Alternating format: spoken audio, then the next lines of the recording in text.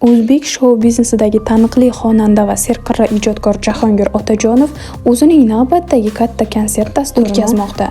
Shaxsiy hayotidagi quvonchli yangiliklari bilan konsert dasturida bo'lishdi. Assalomu alaykum, siz bilan Yangiliklar.uz kanalimizga obuna bo'ling va like bosishni unutmang.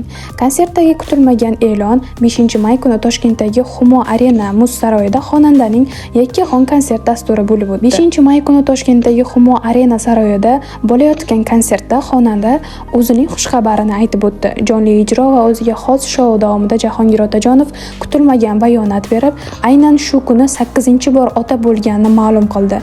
Xonandaning so'zlariga ko'ra, u qiz farzandli bo'lgan. Xushxabarni eshitgan minglab tomoshabinlar san'atkorni davomiy qarsaklar va tabriklar bilan qarshi olishdi. Ijodkor hayajonini yashirmay yangi tug'ilgan chaqaloq va uning onasi o'zini yaxshi his qilayotganini bildirdi.